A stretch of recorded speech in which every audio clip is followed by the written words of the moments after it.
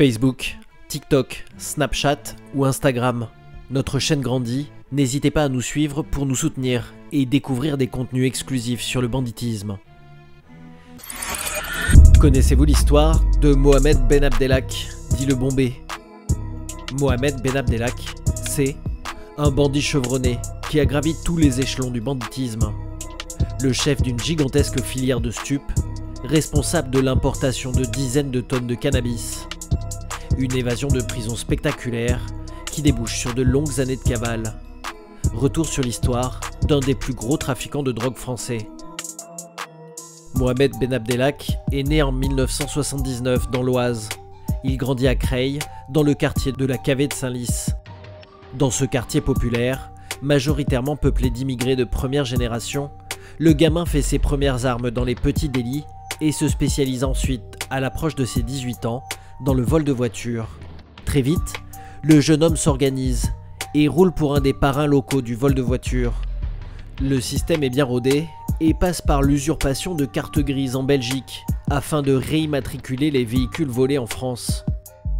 Adolescent, le Bombay monte une première équipe et travaille pour des durs. Ce sont les jeunes qui sont chargés de trouver les véhicules qui serviront ensuite aux aînés pour les bracos. Le Bombay tombe une première fois, à 15 ans, pour vol de voiture, puis 2 ans plus tard pour recel, puis en 97 pour port d'armes illégales. Mais rien ne semble arrêter le Bombay, désormais en pleine ascension. Il travaille aussi dans le business de la cam, qui se développe à plein régime, et connaît sa première condamnation en 98 à 19 ans, dans une affaire d'héroïne. Amende mise à l'épreuve, le jeune Ben Abdelhak arrive à passer entre les mailles de la justice et se sent inarrêtable. Il se lance alors dans le transport de shit pour un des gros bonnets de la région de Creil. Mais il est arrêté 1 an plus tard en Espagne avec plusieurs dizaines de kilos de cannabis.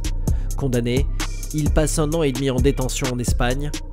À sa sortie de prison, le Bombay, trop repéré dans sa ville, décide de s'installer dans le sud de la France, à Arles, où a déménagé son père. Mais il maintient son réseau avec ses partenaires de Creil. À cette époque, les enquêteurs ne le lâchent pas et finissent par découvrir que le Bombay est toujours hyper actif dans le domaine du shit. Il serait à la tête d'une filière de go fast qui remonterait régulièrement des cargaisons de 3 à 400 kg vers le plateau de Creil.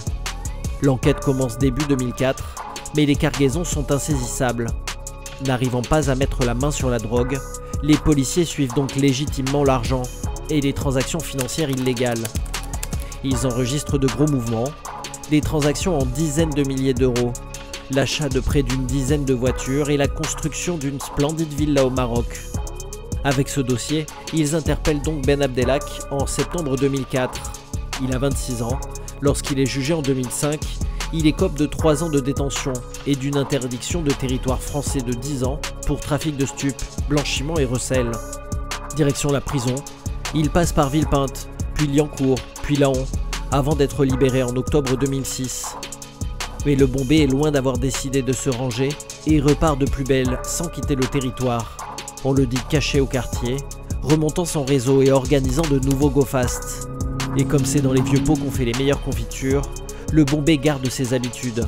Les enquêteurs le soupçonnent de voler lui-même les voitures, qui servent ensuite de porteuses, d'éclaireuses ou de suiveuses. Les affaires marchent de nouveau à plein régime et des centaines de kilos de hache filent de nouveau de l'Espagne vers la région parisienne pour le Bombay. Mais un malheureux hasard vient casser la machine. Sur une dénonciation anonyme, les gendarmes de l'Oise perquisitionnent une planque de stupes qui s'avérera appartenir à Ben Abdelhak. Dans le pavillon, fouillé par les gendarmes, plus de 500 kilos de cannabis, gardé par un jeune de 19 ans, quelques plaquettes et un vieux fusil d'assaut.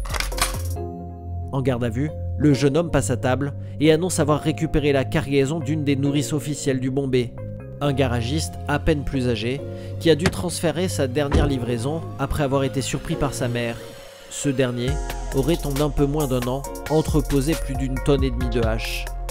De son côté, Ben Abdelhak tente de prendre la tangente, mais est pris en excès de vitesse, puis arrêté pour défaut de permis, pour faux et usage de faux sur l'autoroute A5 par une patrouille de gendarmes sans aucun lien avec l'autre enquête. Ce n'est qu'une fois en caserne qu'ils feront le lien et les livreront le Bombay à leurs collègues. Ben Abdelhak nie tout lien avec l'affaire, mais des repérages et bornages de téléphone viendront le démentir.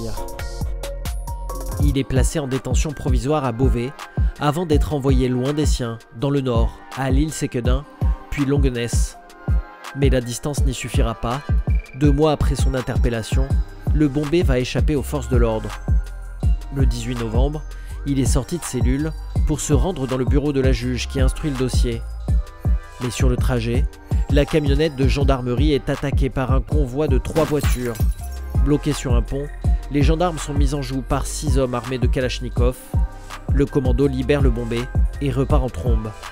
Une gigantesque chasse à l'homme s'engage, plus de 200 gendarmes sont mobilisés, mais rien n'y fait, le Bombay s'est échappé.